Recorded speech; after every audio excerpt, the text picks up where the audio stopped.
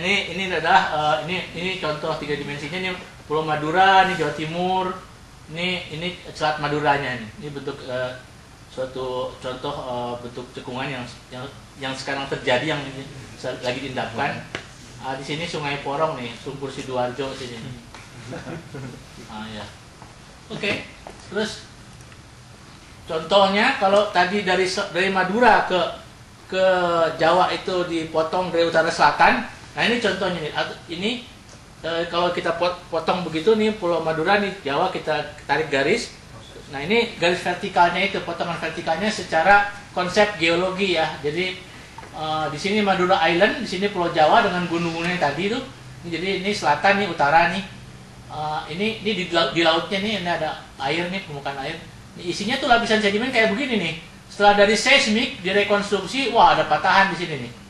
Ini ada patahan, ini ada batuan ini nih. Gamping nih, yang gini tuh gamping, simbol dari batuan gamping. Nah, ini ada bidang-bidang erosional di sini yang menunjukkan umur-umur yang berbeda ya. Kenapa itu penting bagi geologi? Karena menunjukkan suatu kejadian minyak bumi. Kalau kita menemukan umur Miosen di suatu tempat lain, wah dengan batuan yang sama, berarti di situ ada minyaknya kemungkinan gitu. Jadi umur itu penting sekali karena kita tahu minyak bumi itu tidak terbentuk secara sesaat ya, tapi jutaan tahun gitu. Di Indonesia umumnya, di Indonesia Barat itu pada umur ini nih ada minyak bumi nih, Miosen ya di Indonesia. Karena sebelum Miosen itu baru terbentuk Pulau Indonesia bagian barat, kecuali di Meratus. Meratus itu sejak Kretaseous, sejak Kapur, waktu dinosaurus pas mati itu tahun 76 juta tahun yang lalu tuh Meratus jadi. Tapi sayang dinosaurusnya nggak sampai Indonesia ya. Oke, terus. Dalam sebuah cekungan migas terdapat berbagai jenis perangkap ya. Jadi minyak bumi itu kan bisa diam di situ karena terperangkap dalam suatu lapisan batuan yang poros. Makanya di teori itu ada teknologi poros media gitu banyak banget yang kayak gitu. Karena memang tempat reservoir minyak bumi harus batuan poros. Dia terperangkap dalam batuan-batuan yang poros ya. Ada beberapa jenis perangkap dalam ilmu geologi disebut perangkap stratigrafi, yaitu menyangkut perangkap yang disebabkan oleh lapisan-lapisan batuan yang mengandung poros batuan pasir misalnya, atau batuan beku atau batuan gamping yang retak-retak kan jadi poros tuh. Nah, itu kemudian diendapkan jadi lapisan-lapisan begitu. Nah, lapisan yang satu ini yang ada pasirnya ini itu mengandung minyak sebagai reservoir. Nah, suatu minyak yang terperangkap dalam lapisan yang begitu yang tanpa ada patahan itu disebut perangkap stratigrafi. Jadi stratified itu kan berlapis-lapis ya bahasa Indonesianya. Kemudian perangkap struktur itu tadinya sebelum ada patahan dia minyak lepas, tapi begitu ada patahan lapisan yang atas turun ke bawah gini patah, yang di atas itu lapisan lempung ya yang kedap, dia menutup lapisan pasir yang di bawah sini, yang lapisan yang patahan pasir ini jatuh ke bawah, sehingga waktu minyak masuk ke reservoir bermigrasi dia ketutup sama bidang sesar yang isinya lapisan lempung. Nah, itulah yang disebut perangkap struktur karena patahan. Oke, terus tentu di alam ini banyak jenisnya, jadi ada kombinasinya. Kemudian ada juga perangkap dinamis. Perangkap dinamis itu suatu perangkap struktur atau apapun stratigrafi yang si minyaknya itu bisa berada di situ tuh karena ada suatu fluida yang mengalir di bawahnya air. Air mengalir di bawahnya sehingga si minyak itu terbawa ke suatu tempat dan terperangkap di situ. Karena ada air yang mengalir itu terbawa itu. Nanti kita lihat gambarnya. Next. Ini bahasa Kristen-nya nih. Thread types. I don't know. Ya, kira-kira gambarnya gitulah. Kira-kira. Tadi ini struktur karena patahan-patahan nih, minyaknya ininya hitam nih. Terperangkap karena dia ada bidang struktur ini, bidang patahan. Terus next.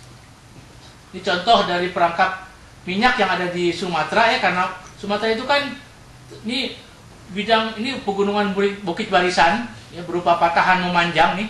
Yang ini patahan yang sini geser ke sana, yang ini diam, jadi panahnya ke sini. Dia ditabrak oleh bagian dari Samudra Hindia sini, nabrak ke Asia, menggeser di sini. Karena dia patahan, jadi ada retakan di tengah sini, muncullah magma dari bawah, sehingga dia membentuk barisan gunung-gunung, disebut Bukit Barisan di sini.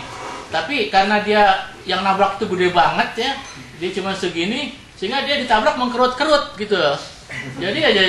Jadi gini nih, ada garis-garis perlipatan-perlipatan di sini.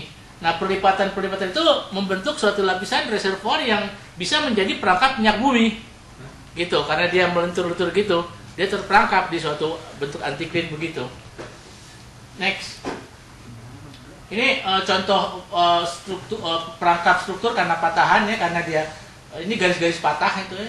Garis-garis patah yang membentuk nah ini juga begitu. Ini minyaknya hitam nih yang terperangkap. Dia nggak tembus ke atas karena ini batuan yang kedap itu, tapi dia terbentuk karena misalnya yang ini nih, ini karena patahan ini gitu.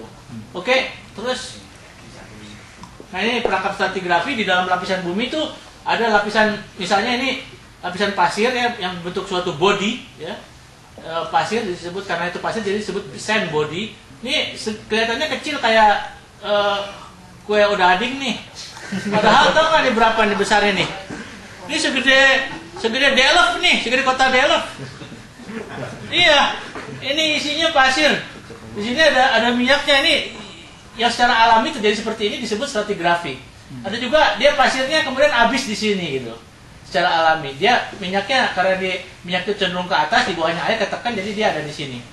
Ini jangan dianggap kecil nih. Ini waduh gede banget nih. Kayak dodol nih. Oke, next.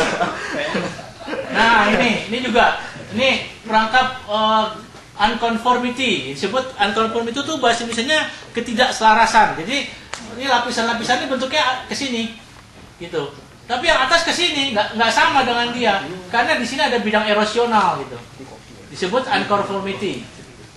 Ini juga kalau ini lapisan gamping pasir, minyak terperangkap di sini karena di lapisan sini di atasnya itu ada lapisan lempung yang kedap yang nggak bisa ditembus. Jadi dia terperangkap di sini minyak bumi. Ya, perangkap yang dibentuk oleh lapisan erosional. Di sini disebut unconformity traps atau perangkap ketidakselarasan. Oke. Wah, ini kombinasi dari seluruhnya. Terus nah ini contoh dari perangkap yang tadi, yang tidak statis, yang hidrodinamis, yang dinamis. Ini lapisan air, ini yang statis ya. Ini minyak, ini air, ini gas. Kemudian airnya jalan sini. Jadi dia geser ke sini. Lama-lama geser ke sini. Jadi jangan ngebor di sini, nggak akan dapet loh. Di sini aja loh kalau ngebor. Dapet banyak, bisa bikin pom bensin atasnya. Oke, next. Nah, umumnya di dalam tender-tender yang ada di Departemen Energi itu dia mengasih pedoman. Kalau mau nyari minyak kayak gini ya katanya. Satu, pemetaan. Yang kedua, setelah pemetaan kemudian Anda bisa merekonstruksi geometri dari cekungan itu. Ya, sama kamu analisa gitu, dan bisa dibahas lah secara ilmiah. Kemudian setelah dianalisa, dirumuskan bentuk geometri di mana kira-kira minyaknya. Kemudian Anda melakukan survei tinjau, rekones namanya. Kemudian baru eksplorasi skala kecil 1:200.000 petanya. Ini skala kecil. Kemudian skala detail. Skala detail setelah kita dapat lintasan seismik di skala kecil, ya ini sangat natural. Kemudian skala detail ya, eksplorasi yang lebih detail lagi. Nah, tapi ya itulah. Ya. Indonesia itu sangat kompleks ya, dibentuk oleh 3 lempeng tektonik yang sangat besar, lempeng Asia, Pasifik, kemudian India, Australia yang jadi satu, nabrak, jadilah pulau-pulau Indonesia. Oleh karena itu, selama berpuluh-puluh juta tahun yang lalu, gitu, kan itu nggak sebentar tuh, jutaan tahun. Jadi pada saat pertama kejadian gini, yang kedua gini, pada saat setiap tahap itu juga terjadi reservoir-reservoir atau cekungan-cekungan minyak itu terjadi. Pertama bentuknya kayak gini, terus karena ditabrak lagi berubah lagi kayak gini ya. Ini yang disebut evolusi dari suatu cekungan ya. Dia akan berubah dari tipe cekungan yang satu ke cekungan yang lain ya. Ini kita bicara cekungan lagi ya, bukan perangkap, ingat ya. Cekungan nih, skala besar ya. Kayak gitu.